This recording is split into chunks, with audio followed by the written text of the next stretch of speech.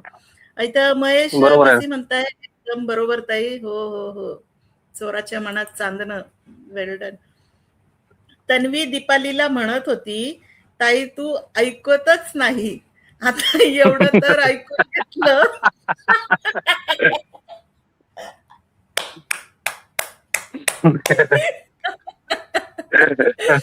आई ग.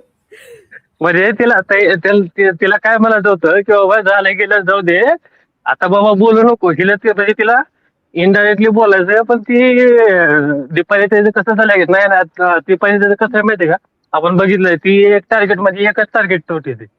तिला काय झालं तर ते हम्म, सोडत नाही ती. आता ती काय हम्म, जर झालं तर एवढा आठवडा ती तन्वीला मी म्हणलं नव्हतं, मला मागच्या वेळेस म्हणलं दीपाली किंवा हम्म, राखी मधलं जर इवेक कोण होत असेल तरी बहुतेक राखी होईल. तर राखी जर गेलं तर एक तर आरबीचा हात सुटेल, आणि दीपाली जर गेम मध्ये राहिले तर ही अजून काय ना काहीतरी एक्सप्लोज करेल काटा ग्रुपला. हो आणि ते तसंच व्हायला लागले हो. ते.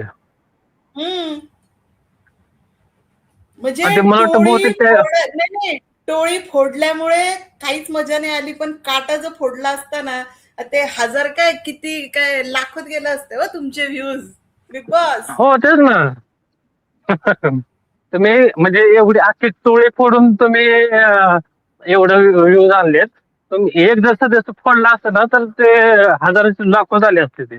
आणि तुमचा हम्म. टीआरपी पण तुम्ही जे म्हणताय फक्त एकदम हायेस्ट म्हणताय, ते तुम्ही डायरेक्ट रेटिंगच सांगितलं असतं आम्हाला. 5.0 झाले, 7.0 झालेत म्हणून.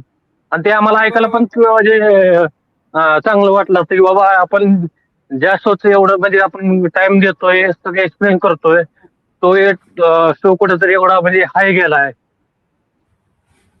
नाही, कारण कसं होतं